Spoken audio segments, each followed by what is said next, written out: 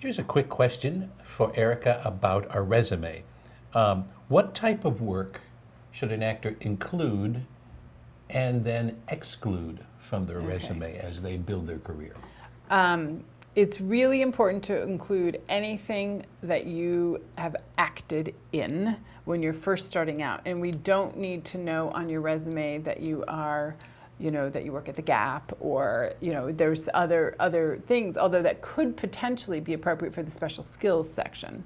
But usually when people are first starting, they have a category called film and television.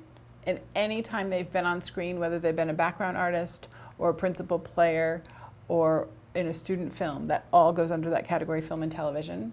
Sometimes if they have done a commercial, that's a separate category.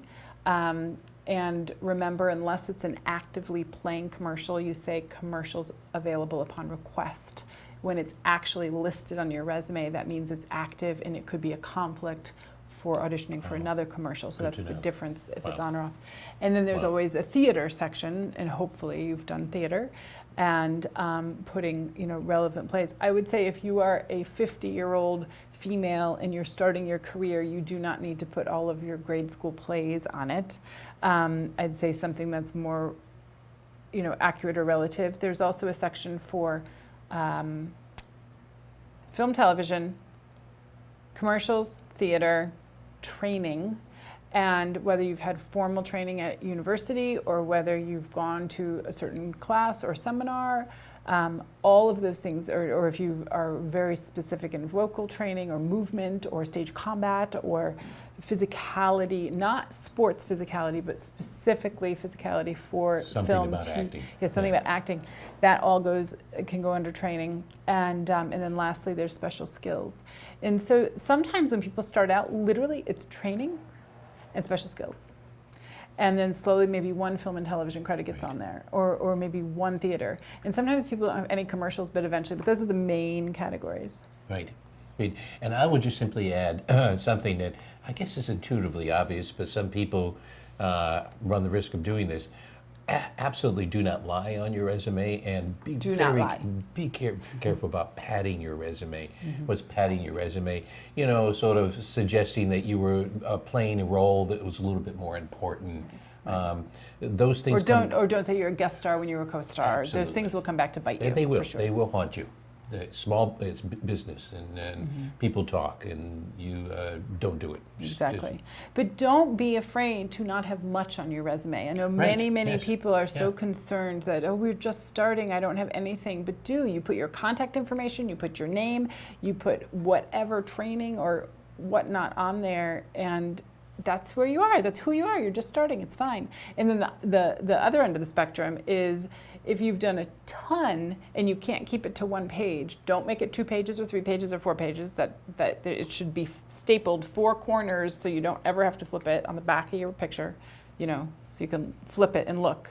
And don't make it like 6-point type. Because you have so many things.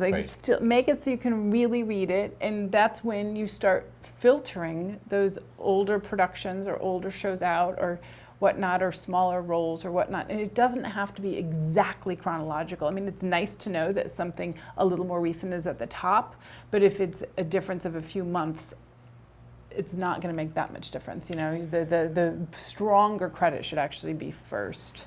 If time is relative. Yeah.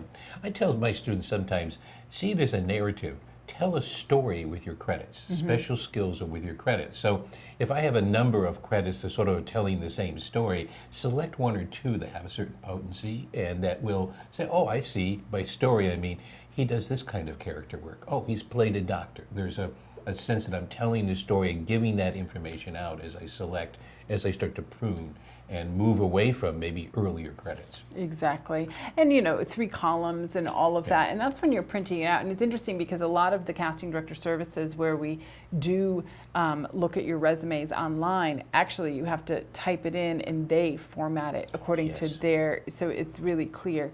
But formatting it differently to stand out is never successful. I guarantee it. It is always, because I think we are trained to look at resumes so quickly that I'll jump, who's that director, who's that studio, what's the show, what's the theater, you know, and I expect it in a certain order. And if you are going out for film or television, that should be the first thing on your resume. If you're going out for theater, that should be the first thing on your resume. So you should have a minimum of 2 different formatted resumes.